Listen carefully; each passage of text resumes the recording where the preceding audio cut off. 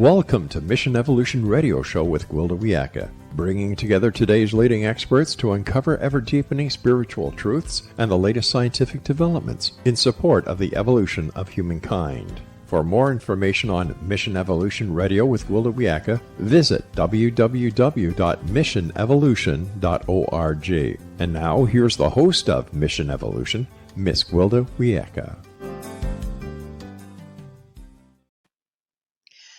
The deteriorating condition of our beautiful planet is deplorable.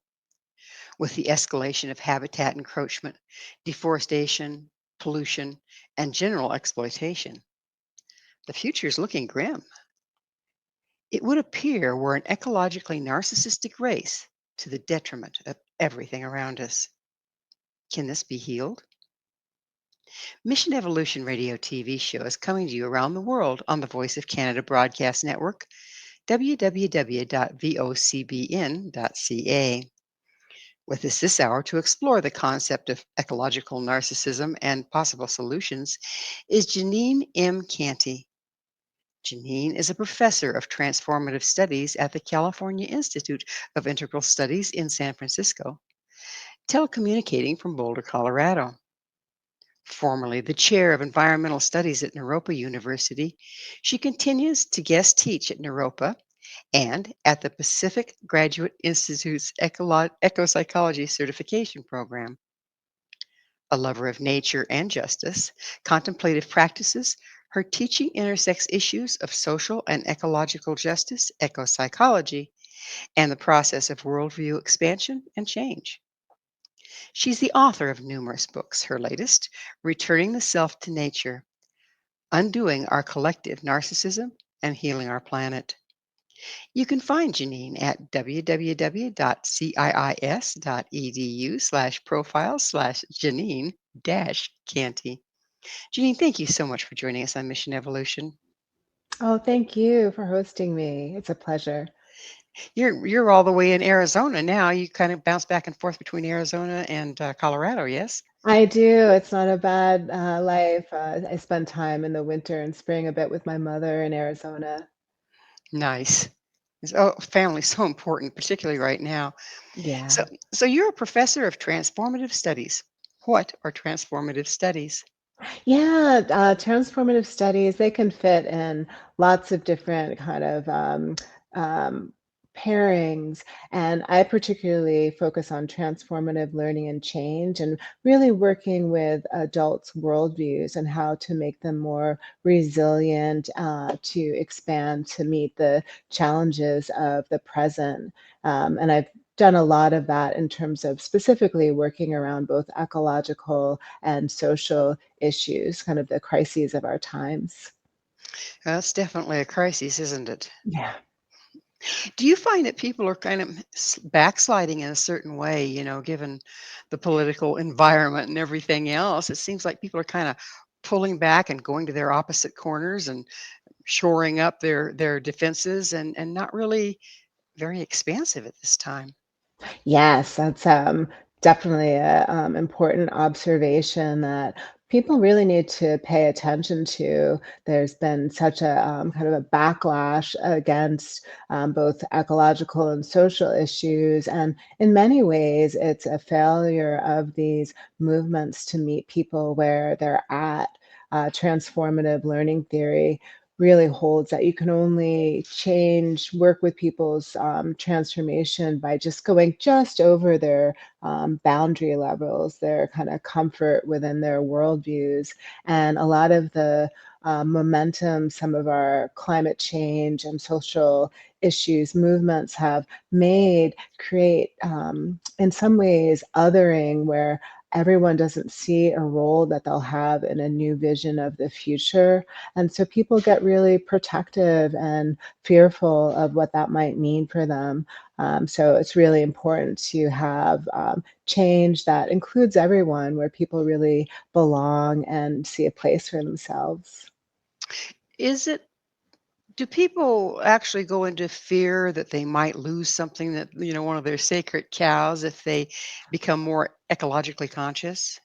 Yeah, yeah. And I always preface that I'm pretty US centric since I live in the US and raised here.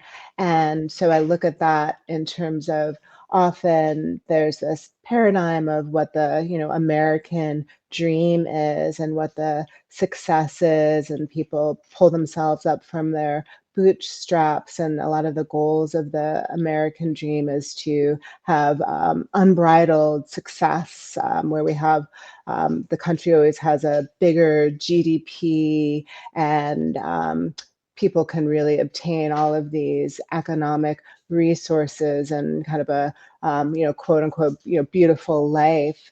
And when that people come into contact with different stories of, oh, it's the American dream that's actually harming so much of the ecology and also the lifestyles of people not only within the US but around the world, with our levels of consumerism and a lot of our kind of leveraging. It's fearful to folks because they've had generations of subscribing to this paradigm, to this story.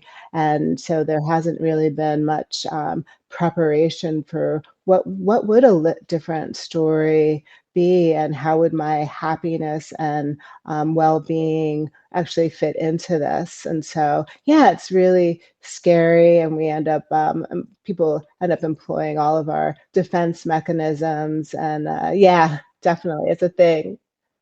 And it seems like we've about ridden this horse as far as we can, haven't we?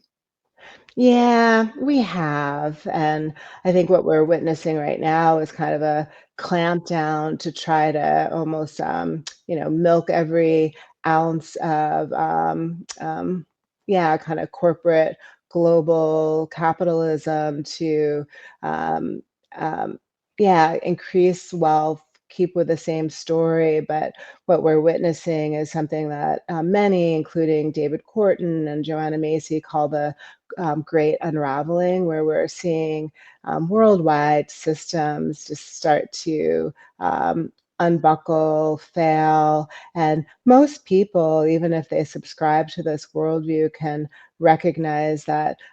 The economic systems, political systems, our social systems, our healthcare, everything's not working. And most people have low to high levels of, or some levels of discontent with our systems.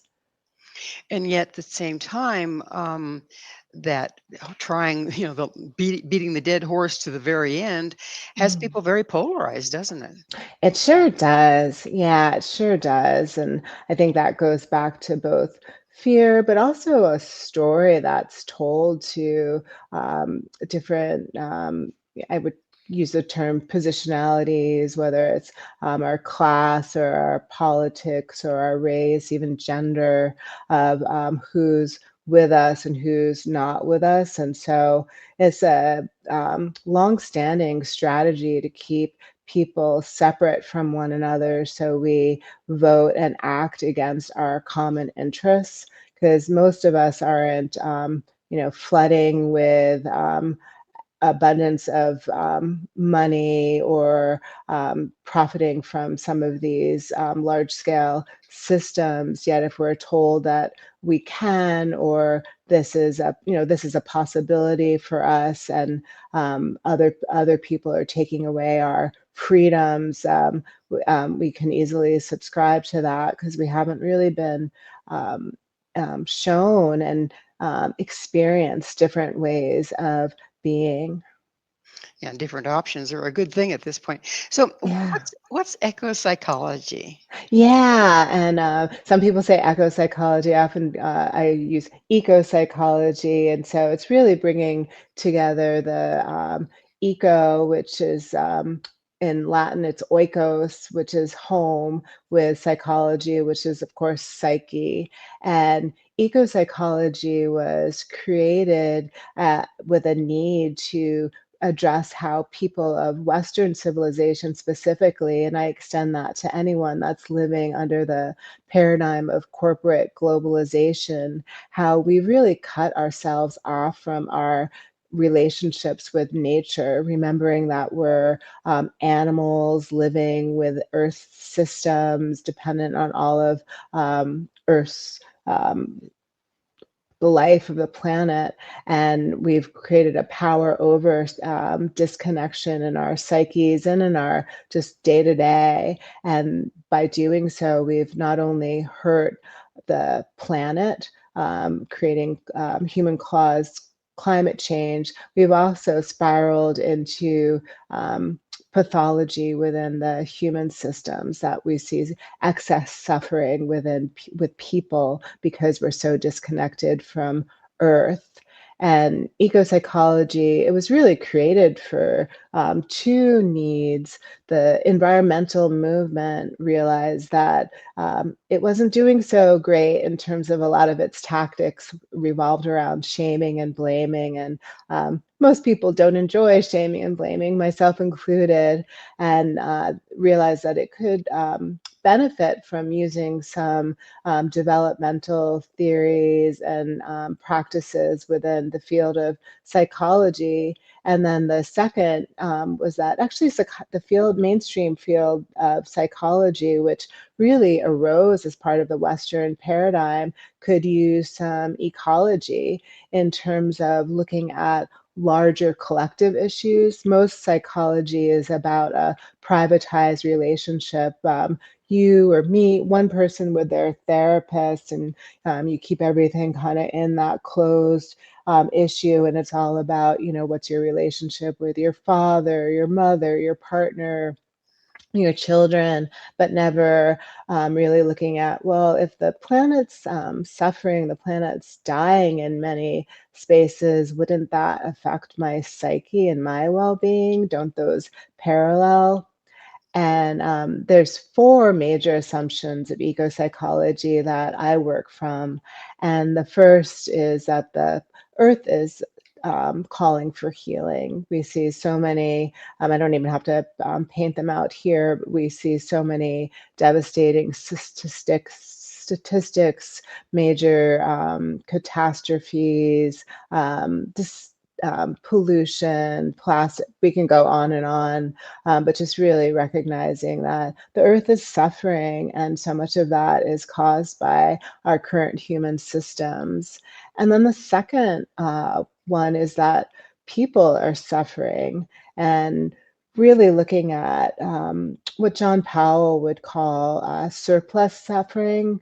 I have a lot of kind of Buddhist underpinnings, so and that philosophy or view, life has a lot of suffering in it anyway, but that we have systems that are causing more suffering than is needed. And so we see so many folks with high levels of anxiety and depression. There's so many diagnosed pathologies. We see so many forms of addiction, whether it's addiction to, I'm so sorry. That's okay. We're just have to take a station break. Oh, yeah.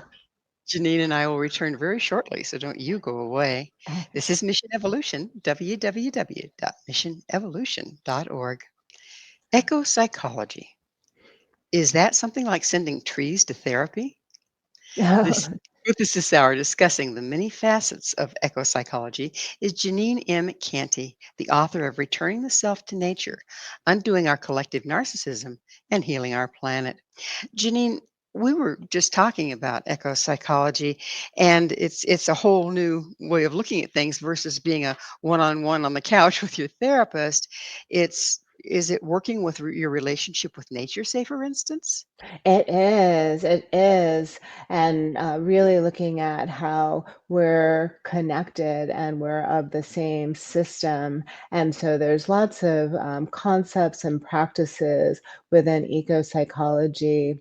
I was talking about those four assumptions, and the third one is really looking at how the welfare of people and the welfare of planet are totally interconnected, and the suffering of both aren't separate phenomenon. They're one and the same.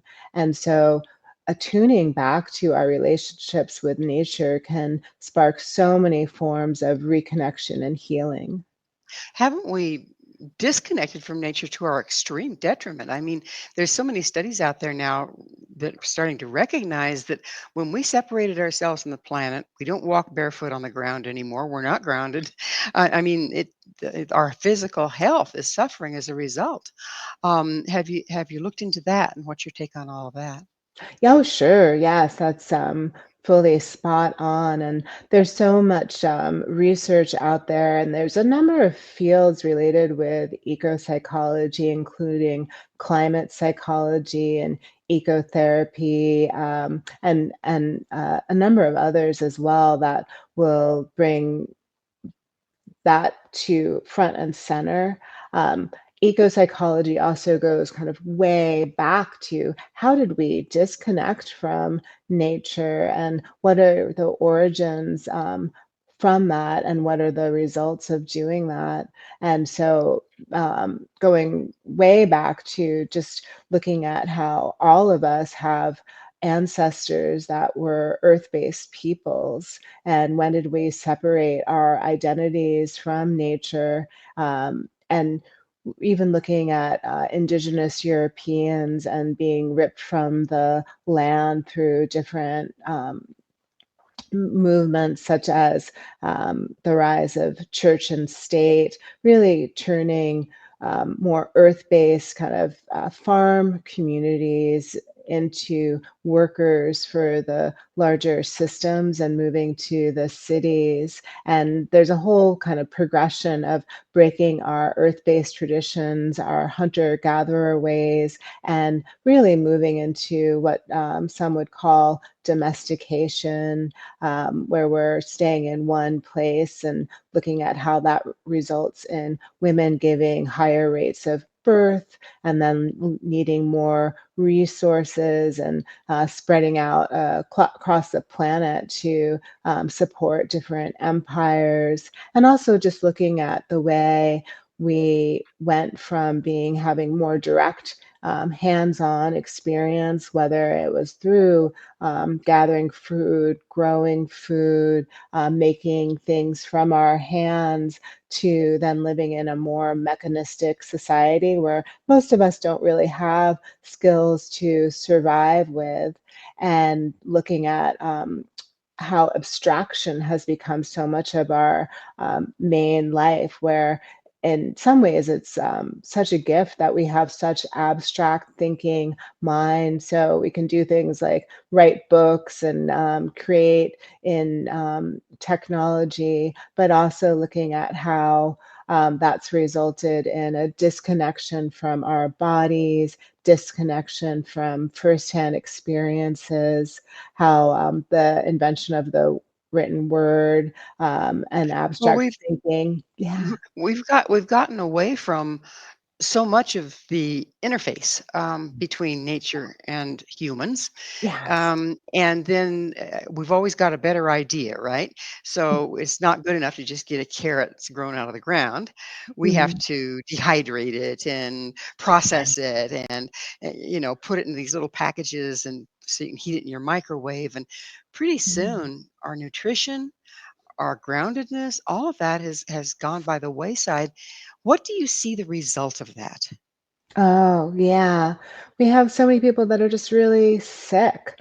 We spend so much money on health care and all of these medications and interventions, but most of us, there's so many places across the globe, within our countries and within our communities, where people don't have healthy food. And so many people don't even have the resources to afford healthy food if it's in their community, and there's so many communities that it's just not there. The grocery stores, the convenience stores don't carry this, and so that relates to the way that our bodies work, the way our brains function, just even meeting our basic needs. And so So we have, so basically we're starving amongst plenty, aren't we?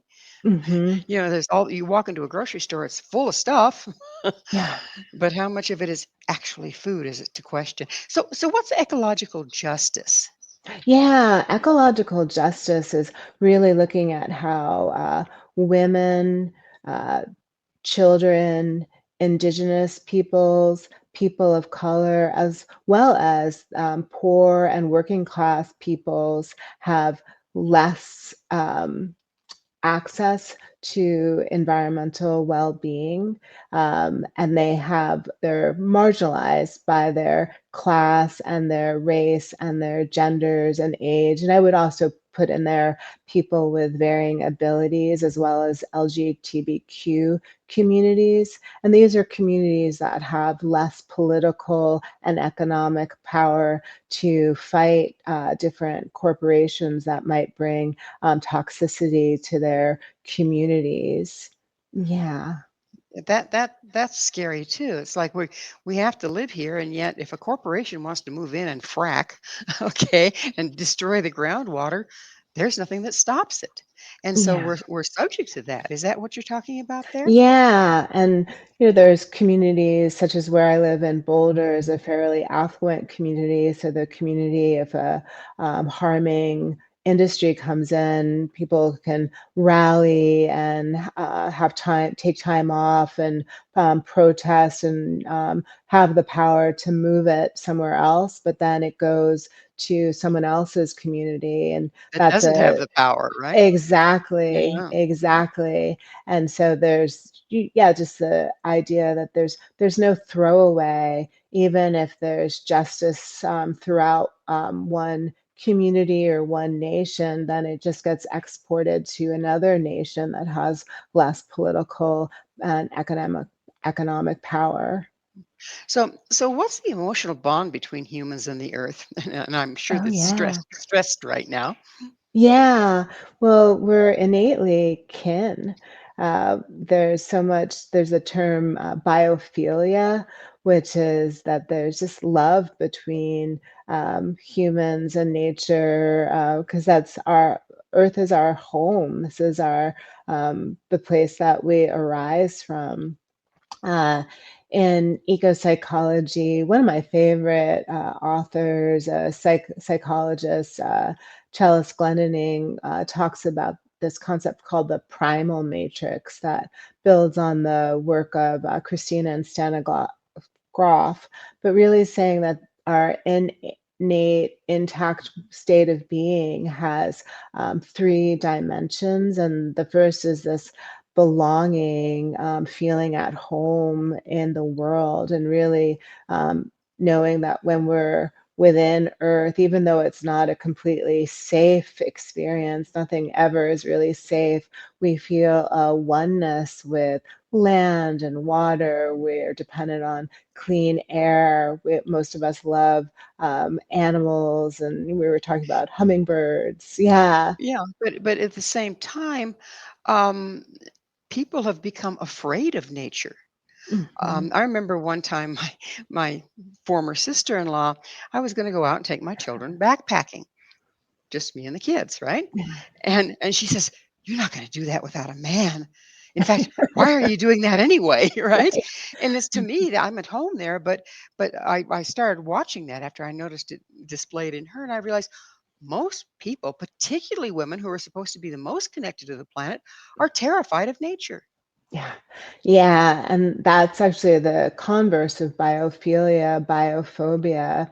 And that Mm. actually relates a lot to this disconnection, and also what we were just talking about with environmental justice. There's so much media, both real and I would say in some ways fictitious, when you're looking at all the stories that make people really afraid of nature, not only from the kind of elements and the animals and the wildness, but also in some ways, those primetime series where there's a killer behind every bush, and it's so scary.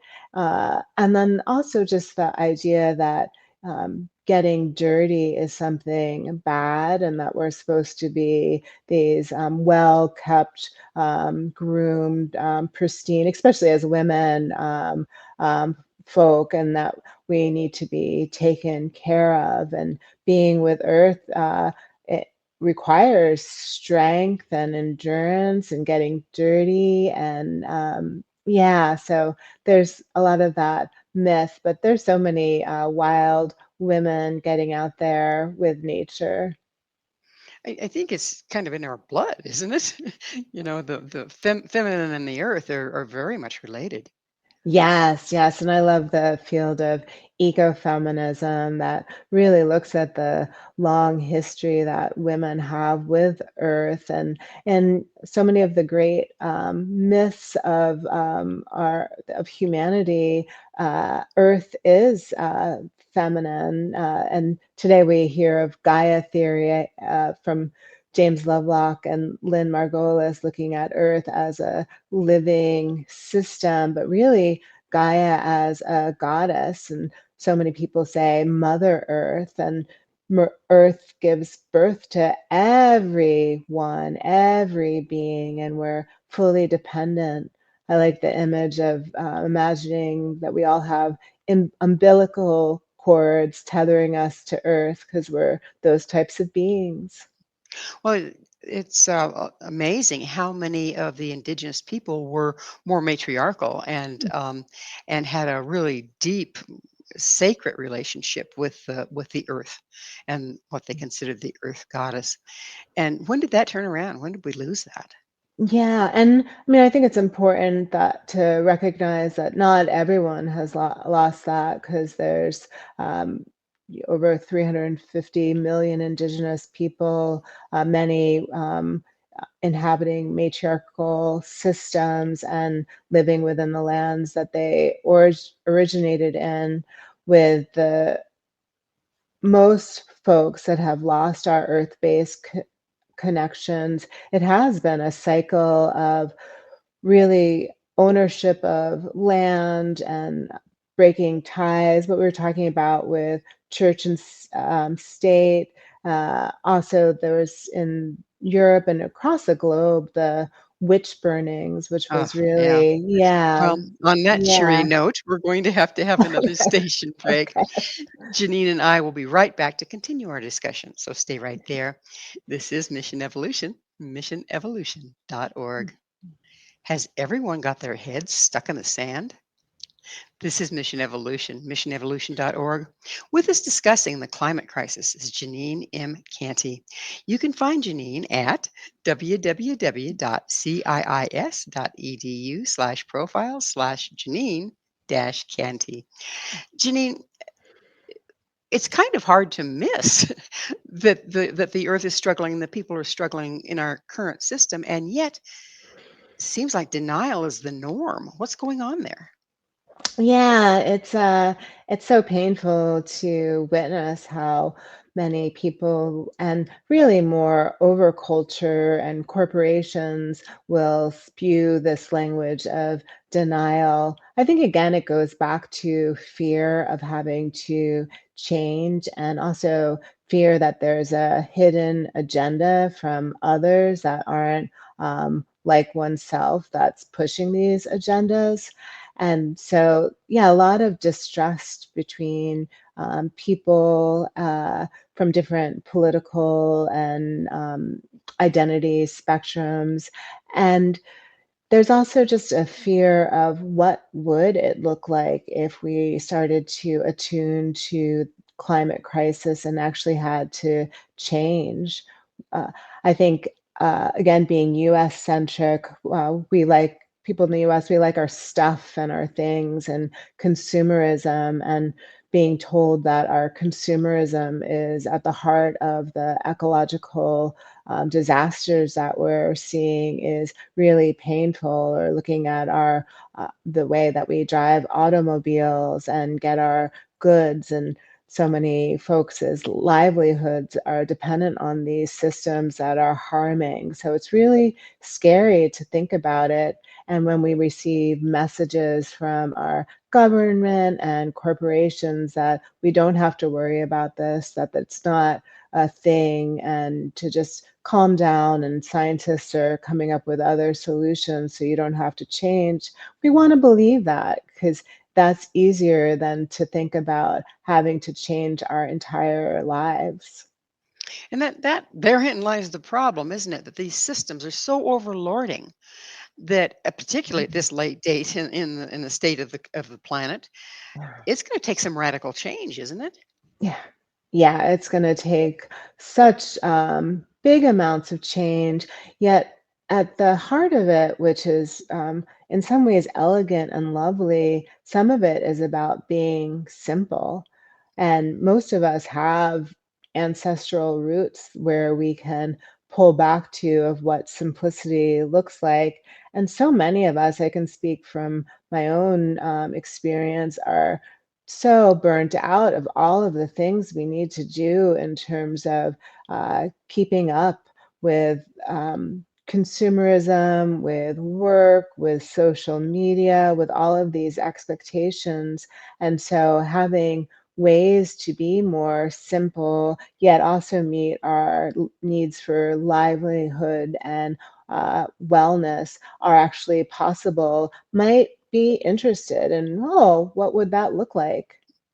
Well, I've been told by one of my Right. teachers, shamanic teachers, Yeah. that everything that we own actually owns a piece of us. Okay. Mm, And that the more things that we own, the less of us is present here and more of it's out there. And there's a wow. certain amount of wisdom to that, isn't there? Oh, I would say 100%. We get so scattered, and I love that being owned by all of these things that really take our attention and block us from actually experiencing the what's really the good parts of life. Uh, so many of us are doing professions, jobs that aren't actually our callings. A lot of traditions talk about that we're born into this world with a gift to give to earth. And those are things that actually require our community to help us accrue. Yet most of us are conditioned to think that we need to be, doctors or bankers or lawyers. And those are all great professions, or but things that might not be our true callings, and often our true callings don't come up with a big paycheck, but they could bring lots of happiness if we have systems or contentment that support that. Uh, yeah, yeah, and so we're so scattered because we're constantly trying to keep up with all of these various needs that are put out there for us, but aren't things that we were born to do. At this point, what percentage of what's put out there for us is just to try to sell us something? Oh gosh, I don't even think I wanna know. I mean, I don't know statistically, but it's I mean, even, I feel like those of us who are most focused on not being so driven into marketing and consumerism, we know that we actually can't. It's really hard to meet our livelihoods without being having at least one foot into those worlds, and it feels like everything has some sort of kind of marketed agenda that's driving this larger machine. Yet often it's our interactions with one another that are authentic, our interactions with nature, our staying with our body, our forms of creativity, our dreams, our habits of being in family, of eating, our ceremonies that do have lots of pure forms. So let's talk a little bit about narcissism. Oh, It's yes. kind of a popular catch term right now, but Oh, but when we're talking about collective narcissism, what are we talking about here? yeah. And this collective narcissism is really looking at how in Western societies, and I always extend that to anyone living under a global corporate paradigm, we're really bred to be consumed about ourselves, about our own well-being, that we've been bred to be so individualistic that we are falling into these narcissistic paradigms where we have little time to think about other people because we're always trying to be the most successful, the best looking, having the highest income, the most amount of toys, the best bodies, the biggest social media followings, like all of these very superficial pursuits, and we have little bandwidth for being compassionate to others,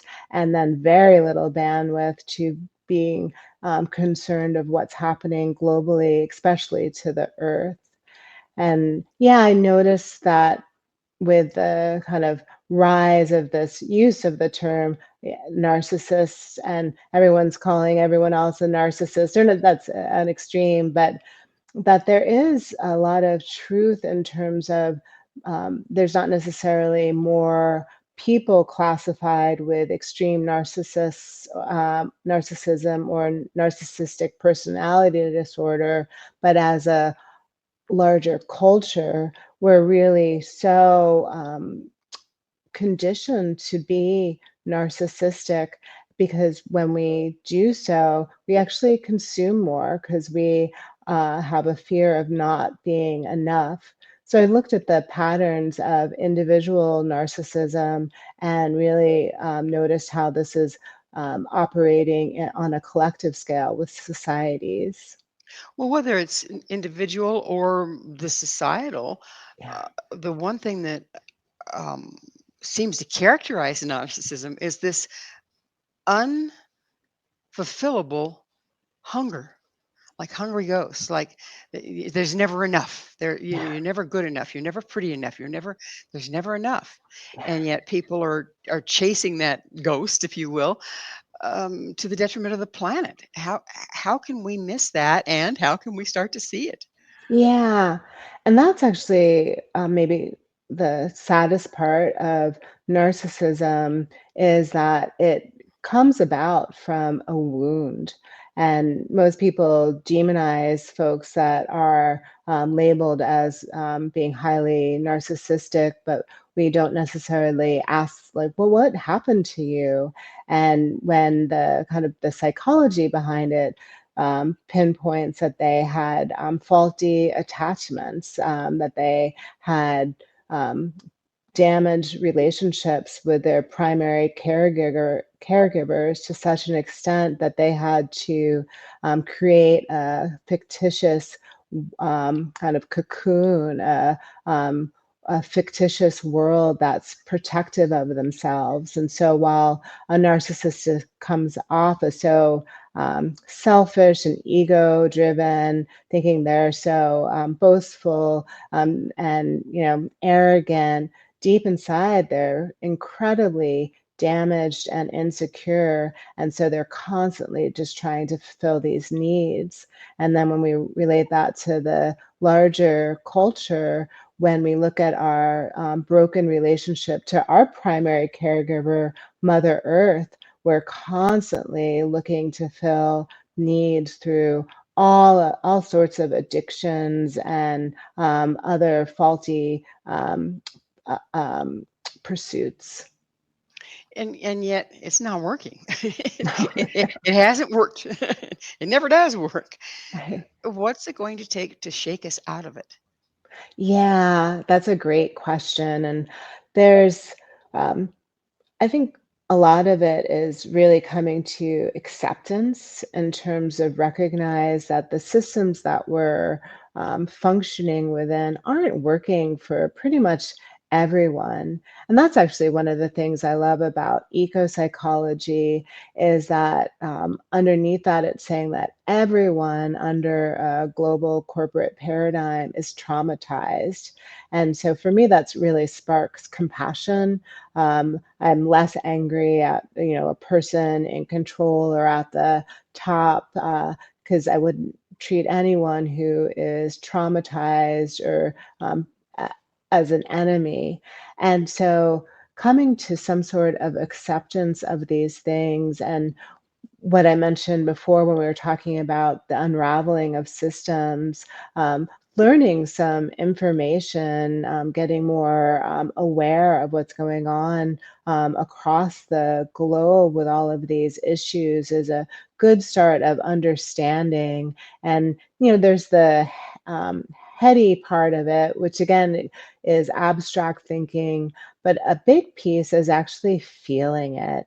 So many of us are kind of cut off from our emotions. And in Western society, we're supposed to be kind of strong, or not talk about our emotions so much. And again, just do that with your therapist, or your Does, closest friend. doesn't that leave us with a backlog of unprocessed emotion that's part of the problem? It sure does. And again, so many people are afraid of experiencing their emotions, but that's actually a key of actually feeling the levels of anger, sadness, grief, even the apathy that we have in our current situations, and letting that permeate us and come to acceptance with that. Because once we actually do that, new capacities emerge and new feelings. And also, we tap into all of these unmet desires that are more deeper within us for authentic community and Well, selves. it's time for us to take yet another station break. Please stay with us as Janine and I continue to explore the future of our planet. This is Mission Evolution, missionevolution.org. How many aspects of the self are there? Oh, This is Mission Evolution, missionevolution.org. We're continuing our discussion with Jeanine M. Canty.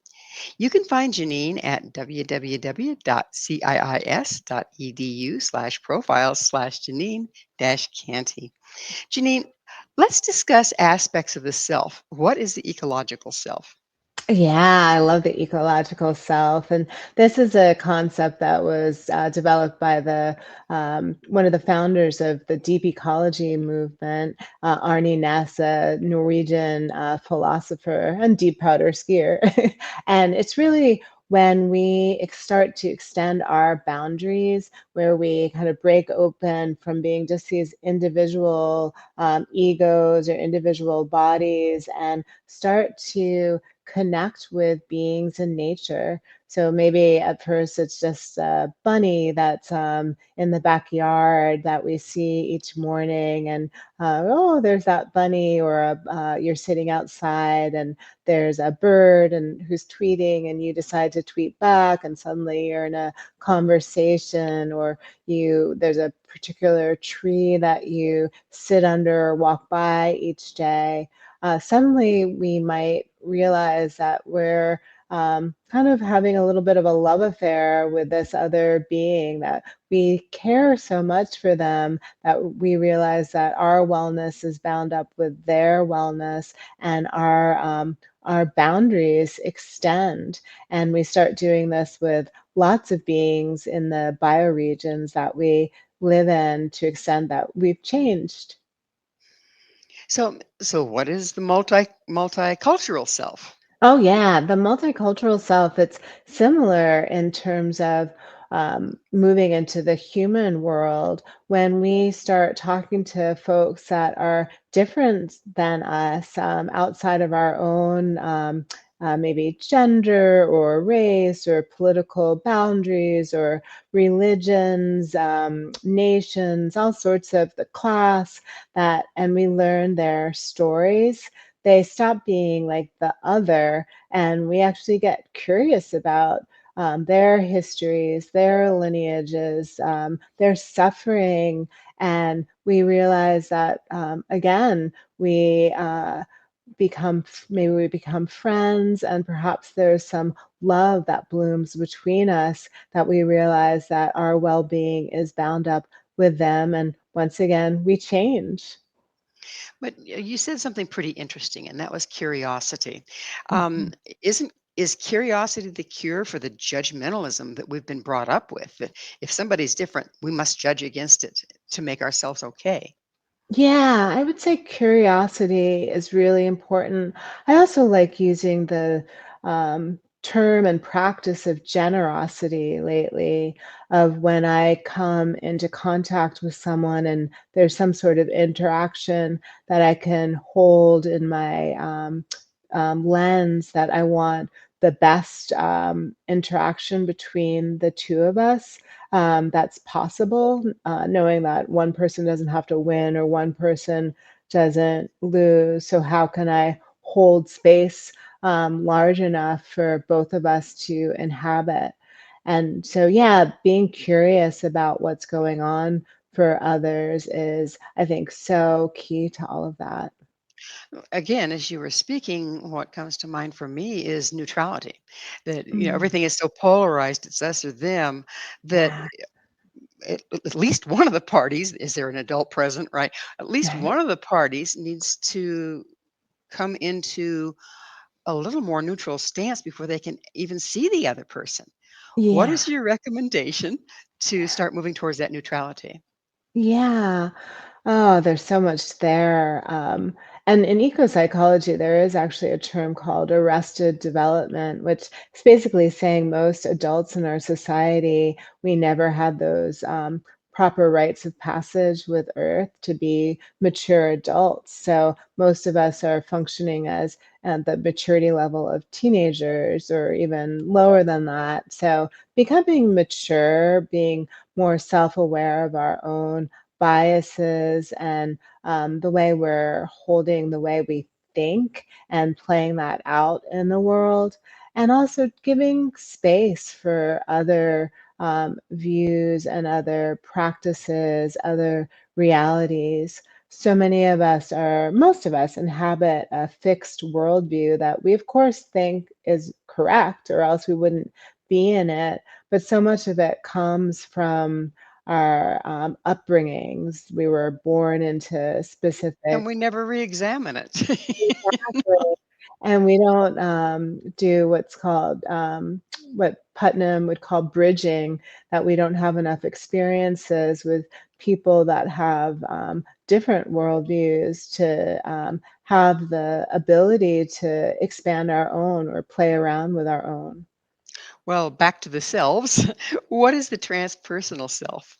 Yeah, the transpersonal self is really looking beyond just the nature and human, but I would say it taps more into the spiritual self. Or, and we can have so many different words for, some people who might, our religion might say it's more of like God or the divine, the sacred. There's those, the Matrix if you're into sci-fi, but just recognizing that there's a larger force that binds us all, that's bigger and more intelligent than all of us, and but is also supportive of our well-being. And when we can really expand our boundaries to kind of the widest levels, level of grace pours in, where we don't have to be in control of everything and figure out and come up with every solution, but we can actually drop more into our bodies and the larger forces of nature, and the larger forces of whatever you may call it, that can be real help. So it would appear that the selves have been compromised in much of the populace. What's caused this and what are the ramifications? Oh gosh, yeah, that's a wonderful question. I think so many of us have been conditioned to have such shallow pursuits in terms of having to have um, a real need to have a job. Again, in a we have to pick this, or this. Have identities and callings that are not our truest, authentic desires. So many of us haven't had the privilege and space to actually examine who we really are and where our heart falls, and what we really want to do with our lives, and what type of communities and people we want to be a part of. We have so many stressors outside of us that we have to meet that just like a unnourished seed or plant, we're unnourished people because we don't have the sustenance to explore all of these various selves. And that's so sad. It's just I mean, it seems like the whole system's designed around keeping us from being introspective. Yeah. Our time and everything is filled with so much superfluous stuff. There's no time to look within. So, so Yeah. how? Here's the $64 question of the hour. How do we go about healing collective narcissism? Yeah, yeah.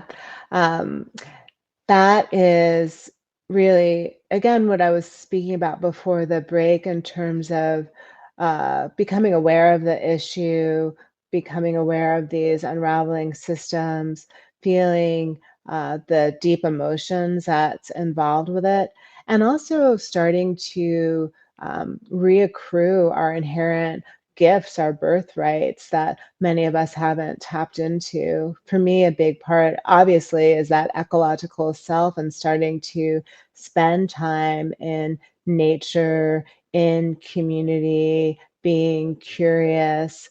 Uh, Another piece for me is also mindfulness. So many of us are caught up in our thinking, abstract minds that we've disconnected our thoughts to our bodies, and we're always in these kind of radical negative thought loops of in the Western psyche that something's wrong, someone's trying to get mine. There's so many adversaries out there.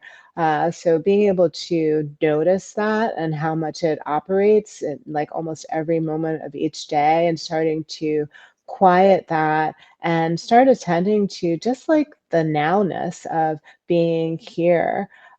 We have like so many opportunities in every day and every moment to actually have profound experiences that are really ordinary of taking a break and sipping on a nice cup of tea, to having a beautiful conversation with someone, to laughing, to smelling a flower, to walking in the rain, hopefully the warm rain, to catching the sunrise or sunset, to having a powerful dream, to making a meal, to growing food. There's just we could spend the rest of our lives just naming the beauty of the world, yet so many of us forget to even every day have gratitude for these. And then in almost every moment, when we stop living in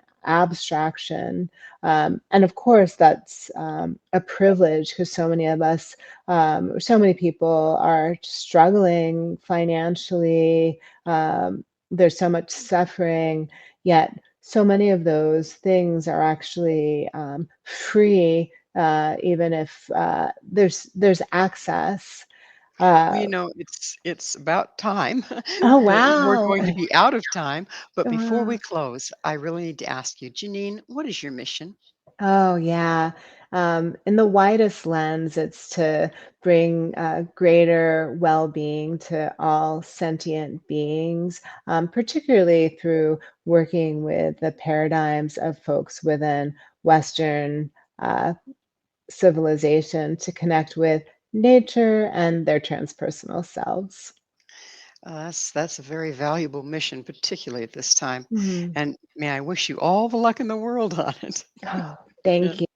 Thank you so much. Mm. But unfortunately, we are out of time.